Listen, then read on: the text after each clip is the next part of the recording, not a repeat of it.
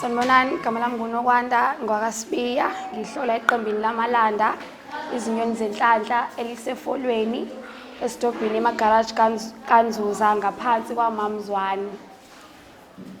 Okay, besacela usichazele kabanzi about uMntombi ukuthi yini eyenza ukuthi nize nigcine nifika ku-age yeleni kuyona niyintombi, mhlawumbe mengase uchazele kozakwethu laba asebekhulu ukuthi yini eyenza ukuthi nigcine nize nifike kule minyaka. Okay, bake bathi uMendi wona mphelandaba, but mina ngiyaphikisana nalokho. Uhamba ngomuntu, akusiyena wonke umuntu odalelwe ukuthi agcine esethola umendi. Uya ngomuntu ukuthi empilweni uzimisele ngani and uyazi ukuthi ufunani, nanokuthi siqhamuka emakhaya angafani. Kweminye imizi bayithatha njengegugu lento le, kweminye imizi bayakulekelela lapho nalapho ngoba phela nawe uyahamba. Kodwa nje okubaluleke kakhulu ukuthi siqhubeke siziphathe kahle, sizivikele nasezifeni eziningi ezikhona, siqhubeke futhi siziqhenye ngosiko lethu ngoba usiko lwababomkhulu lusuke emuva kudala, siqhubeke sinyuse uZulu. Ngiyakuzwa ngoba nizwana nje kanje eqembini lenu ngoba abantu mebebuka amavidiyo ngazi ukuthi ningane zandaweni nikwenza kanjani lokho ukuthi nizwane nibe i-team eyodwa. Umuntu ofuna ukufika niyamdisappointa yini, nimbeke eceleni yena noma uba yilunga njenganani kade sinibona nje nizwana nonke? Lokho sikwenza ngokuthi uma ngabe ususuka kini zonke inkinga zakho nezinto obhekene nazo uyishekini, masungenile la wazofika wahlanganyela nathi, siba osisi, akekho nje ucaso omunye, siyathandana, sinikezana uthando nokuthobelana nokuhloniphana, omncane uhlonipha omdala, omdala ahlonipha omncane. Ngiyabonga kakhulu. Ngicela ukubuza la niya-enjoya yini because emakhempini ayikho imibhede, nilala phansi, so lokhu kuyanijabulisa yini uzoshiya umbhede wakho kini nje vele usuke uyolala phansi nje? Yini eyenza ukuthi nijabulele lokho? Kuyasijabulisa ukushiya imbhede yethu yako-home choice emakhaya, ukuhlanganyela ndawonye. Kunezinto esike sibhekane nazo empilweni ey'nzima, uthola ukuthi ukuba sekhaya kunzima, kulethela usizi kakhulu, but uma sindawonye lana sithola ukujabula. Wonke umuntu nje uyakwazi ukuthi avuleleke inhliziyo, indawo yethu yokujabula kahle kahle le. So angeke ngize ngisuke ekhaya ngiphinde ngizolala la, sikephi isidingo salokho, ngingashiya umbhede wami waka-home choice ngiphinde ngizolala la, Nkosi yami. So nje siyajabula ukuhlanganyela ndawonye, sicule, senze amahubo, sisine, senze konke lokho. So kumnandi nje, siyathi kuba mnandi masihlangene. Okay, ngiyakuzwa. Ngicela ukubuza ukuthi umkhosi womhlanga uba nini? Uba kuyiphi inyanga? September ngizulu ba? Ungawusho phela ngendlela ongawusho ngayo.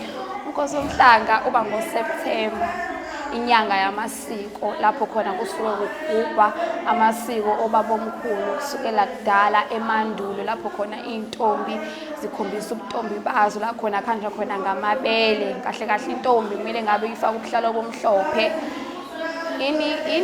Bathi babethi unomndindi kuqala, apparently kufanele ngabe kufaka unomndindi, yes, ubuhlalo obumhlophe. Lokho esesikwenza manje thina nje hhayi sekuchoma nani nokuthi sekuyisikhathi samanje, kodwa nje umkhosi womhlanga ungoSeptember lapho kugubha khona amasiko. Okay, ngiyakuzwa. Njengosisi okhulile, nike nenze njani uma ukuthi kunentombi ehlolwayo la kodwa ngaphandle ayipheze njengentombazane ekhombisayo ukuthi sayintombi? Leyo nto niyayithokozela yini nibe niyintombi eziphethe kahle? Mhlawumbe ungasiqalela nje usichazele ukuthi intombi iphatha kanjani ukuze uzokwazi ukudlulela kulo mbuzo esizobuza wona. Okay, intombi okokuqala nje ihlala ngentombi. Okwesibili ulimi lokukhuluma, kumele uhlale wehlela ngezansi ngaso sonke isikhathi, and kumele futhi uyigqaje uyiqhenye ngobuntombi bakho. Akusibona bonke abantu abatholile leli thuba leli, sonke silitholile ithuba, kodwa akusibona bonke abantu abaligcinile. Cela ukuphindela umbuzo. Intombi ehlolwayo ekhempini yakho utholakala ukuthi ayiphethe kahle mengaphandle kodwa isayintombi, nike nenze njani ungasichazela kabanzi ngakuphi ukuthi nenze njani ukuthi khona intombi eba yinhle meyila phambi kwenu kodwa mayiphumela ngaphandle ayikhombisi ukuthi intombi.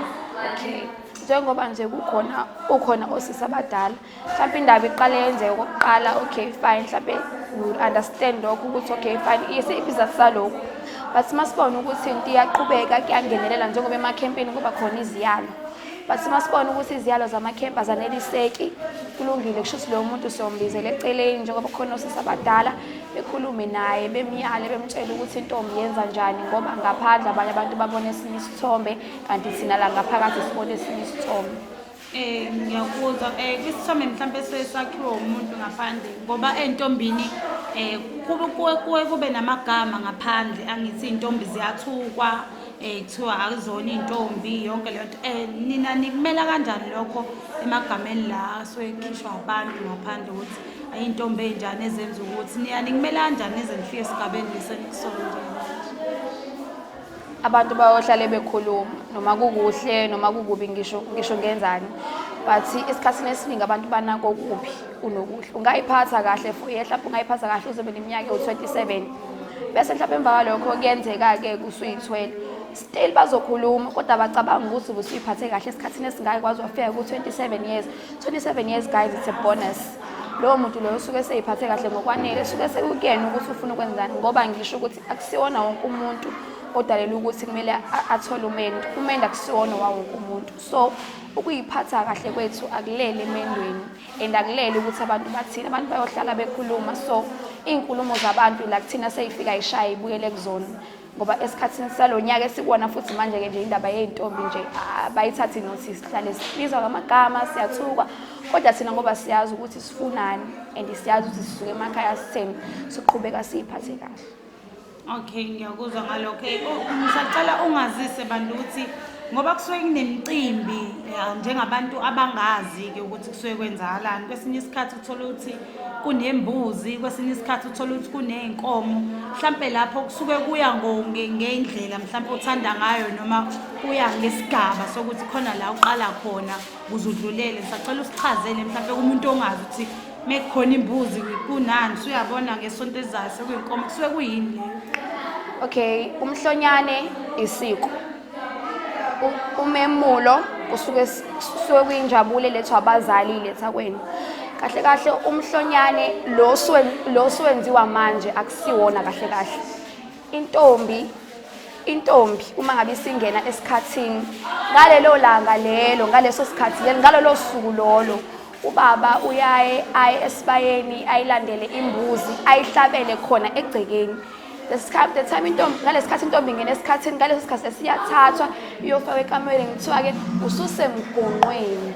Lapho khona intombi isuke igonqile and umhlonyane ngokwesiko into yasekhaya egcekeni, ayibadingi abantu bangaphandle. Mhlawumbe usungabiza lezo y'ntombi eziwu-4 noma ezimbili just ukuthi kuzoculwa kuzowoyizwa, but umhlonyane isilwane sasekhaya egcekeni. Ingakho uma ngabe sisuke sisinela umhlonyane siwusinela egcekeni, asiphumeli ngaphandle kwegate. Bese kuthi-ke umemulo ilapho khona intombi isuke isina-21. Uma ngabe isina-21 and above ila khona abazali bayo bese sebethi-ke yazini manje-ke sesiyakubonga. Kwesinye isikhathi bayake benza ukhiye lo wa-21, nakhona kulowo khiye lo basuke sebengasho ukuthi okay phela mntanami usungahamba kuyonikela ngayo unika abafana, but basuke sebesho ukuthi usuyintombi usungaqoma ekuqomeni kwakho kodwa uhambe ngendlela efanele. Ilowo kumehluko phakathi komhlonyane nomemulo. Ngicela ungichazele ngoba uthi abazi umemula ngithi uthi usuchaza ukuthi usungaqoma. Ngicela ungichazele ukuthi intombi iqoma kanjani, because kuyangidida mina ukuthi intombi iqome futhi inike lelo lungelo lelo lokuthi iqome. Mhlampe kuney'ndlela ekwenzakala ngayo yini ukuthi intombi ukwazi ukuthi iqomile noma ivele iqome nje kuphele kanjalo? Okay, ngomthetho kahle kahle intombi iyaqoma. Ekuqomeni kwentombi ila khona intombi esuka khona iye eqhikizeni. Uma iye eqhikizeni ifike itshela iqhikiza ukuthi iqhikiza sengithola usibanibani wakwasibanibani. Ngomthetho babethi intombi nalowo mlisa lo mabejola okuba khona iqhikiza lensizwa neqhikiza lentombi. Uma behlangana babengahlanganeli emakamereni, babengahlanganeli endlini. iqhikiza neqhikiza lalima la abazokwazi ukuthi balibone khona. Yonke into yabo yayiqala ekuqhikizeni ukuze ngaphambi kokuba idlulele kubona. Kwakusebenza kanjalo. Nakhona futhi uma bebonana kwangekho lokho ukuthi sekuyabanjwana-ke manje sekwenziwa zonke lezi zinto esezenziwa manje, lento yokuthi intombi ihambe iyolala kamfana. Kahle kahle ukuqhubeka kokudlelana kokuthandana kokuqoma kwakusuka kahle kahle emaqhikizeni. Uyasuka nje uthi iqhikiza lakho siqhikiza sengiqomile kwasibanibani ngiqoma ubani wakabani wakanjani kanjani. Ilapho khona iqhikiza lisuke selikuyala khona-ke likuyale likutshela ukuthi wenza kanjani nakanje. Hhayi lokho sekwenziwa manje. Oh, ngicela ungichazele ukuthi kusuke sekwenze njani ukuthi kunentombi ezofika imtshela ukuthi ifuna ukunithuma mase yona iyasala kube khona iy'ntombi ey'phumayo. Thola ukuthi la meyiphuma khona ziphinde zihlangane nabantu besilisa. Kusuke kuyini le? Ngicela usichazele because as-understand ukuthi iy'ntombi zihlangana kanjani futhi ney'nsizwa ebusuku umuntu oyithumile ephinde isale futhi. Cela ungichazele kabanzi Lapho khona lapho intombi isike isiqomile lapho intombi isike isiyomisa iduku. Ila khona ithuma khona ezinye intombi ukuthi zihambise ucu kanye nokuthi ziyomisa iduku kubo kamfana. Okay. Thank you. I think you